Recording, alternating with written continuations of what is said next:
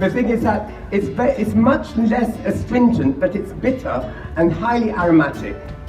Next, I'm going to add some basil, coriander.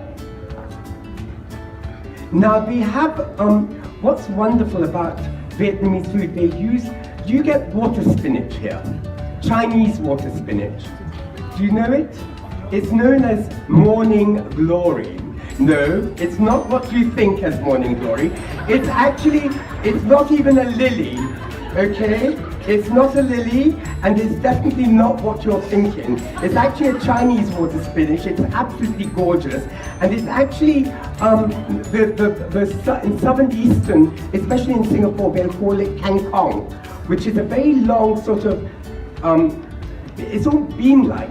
But what happens? You chop it up and you add that to this mixture, and what happens? It actually creates more moisture, and it wilts like spinach. And it's an absolutely gorgeous, gorgeous vegetable, leafy vegetable. So that in goes, next I'm going to add, now instead of morning glory, I'm going to use some Swiss chard, which is fine. Now this will all wilt rather well, because it just wilts to almost nothing. Just allow that to quickly wilt, and I'm going to take it off the heat because I don't really need to overcook this chard. Okay, so this will work naturally on the heat. Okay? Have you got that so far? So lovely flavors, lots of aromatics, and moisture, which will actually go into the pie. Okay, now the next thing we do, I've got some phyllo pastry here. I'm going to heat up the butter. I normally use unsalted butter, which is better. So what I'm going to do is to use a pastry brush. Whilst this is melting, I can just literally brush the pastry tin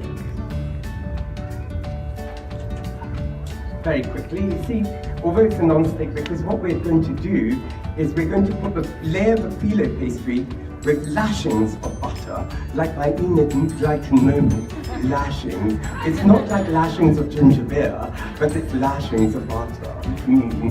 Anyway, so here we go. So this goes in the pot. We're going to just heat this up. You can see it's melting rather wonderfully. So we get on with that. When you use phyllo pastry, it's very, very flaky. It dries very quickly, and this will dry terrifically. So only because we've got very bright lights here. And so what I'm going to do is to do this sheet at a time. Doesn't matter. The thing about phyllo pastry is you've got to act very, very quickly with the pastry.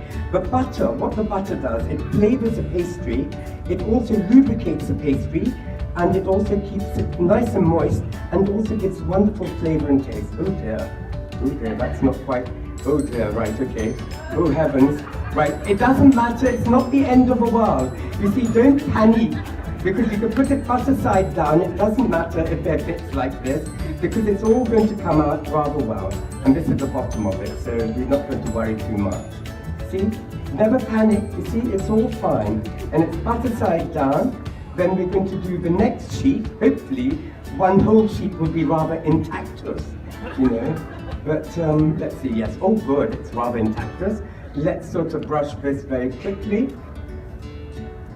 Make sure, it's almost like you have to think that if you were a plasterer or a paper decorator, if you're going to put up wallpaper, think about sort of the butter is almost like your glue, and then you need to hang it properly, you know.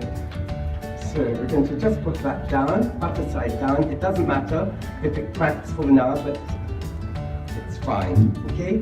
Now we'll put the next sheet, carry on doing the same. It's a very, very flaky pastry, but it doesn't matter. We're going to make this look very rustic, so you don't have to worry about it sort of breaking and falling apart. So this goes butter side down again, so we're going to try and create as many layers as possible. Now once I've got I've now managed to get a couple of layers in the base, so I'm not worried now, because when you put the filling in, it's going to be fine. So now the next bit is, now this is the fun bit now, is that you get whole sheets now, brush it with butter, like this, and then what you do, you can then overlap it, just like that to one side. It doesn't matter because we want some of it staying over the edge of the springform tin, and we're going to do exactly the same.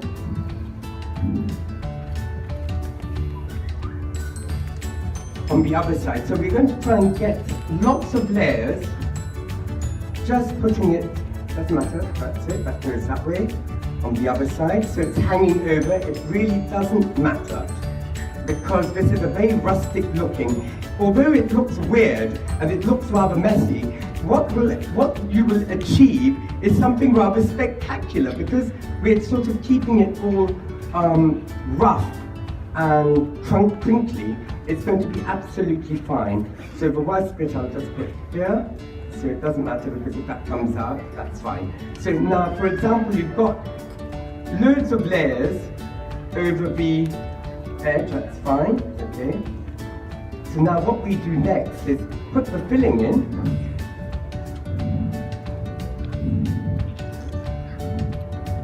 You can see that looks absolutely gorgeous. And then what we do is we're going to just ruffle it, literally, it's almost like an open tart. You can see it looks rather rough, but that's fine, because it will come out looking gorgeous. There, you see? It looks like almost like a sort of a flaky pie. And then what we do next is just brush it over very lightly with butter. Now, if there are any exposed bits, it's not the end of the world because I'm going to put some extra pastry on top.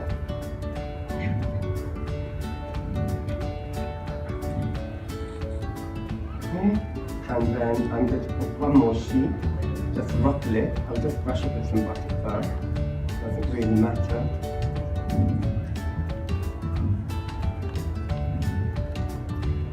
Okay. And then that can go at the bottom, you can ruffle it, and it really doesn't matter. So long as it's covered, that's it. And then brush with some more butter on top.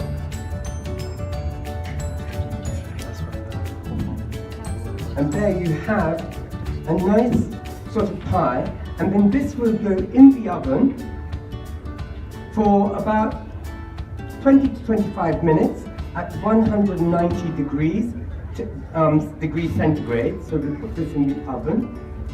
Right, okay. Which one's that? Okay. Yes. Oh, someone's put their thing in here, so that's fine. Let's move this tray at the bottom.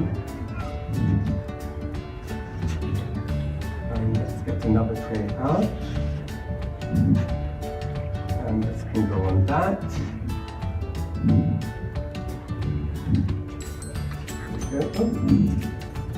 Oh dear, that doesn't want to fit. Oh, it does fit. Oh no, it doesn't. Oh, hang on, there we go. Oh, it's not big enough, it's not wide enough. Is it a different size? This? Oh, hang on. Yeah, that fits. Terrific. Okay, so that can go in here. And then on 190, that can go on, and that goes in the oven. Now, unfortunately, we don't have one which, like Sarah Lee would say, here's one which we prepared earlier. So we're going to wait for that to happen, and then in the meantime, I'm going to make an Asian slaw. Let me cover this with a damp cloth, so it doesn't fly.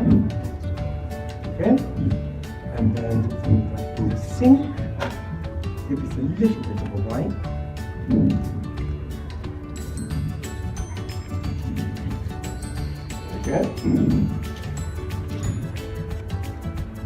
Terrific. Okay, so that's done. This is what happens in all kitchens, doesn't it?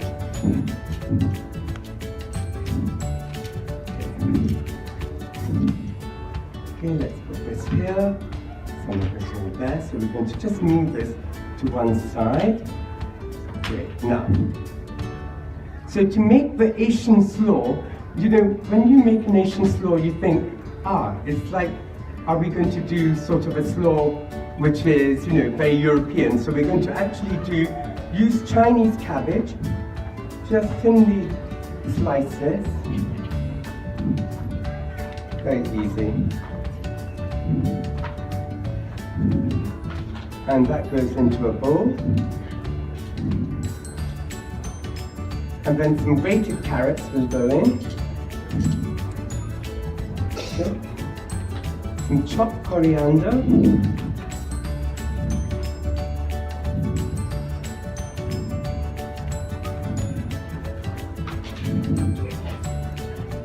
You can just mix that in. And then, sorry, am I breathing very heavily? I think I am, aren't I? It seems like the microphone's rather windy from my breathing. Or we've got turbulence here. I thought you'd like that. Anyway, so where was I? Okay, some honey roasted, you could get ready-made honey roasted peanuts. So we're going to put some honey roasted peanuts into this.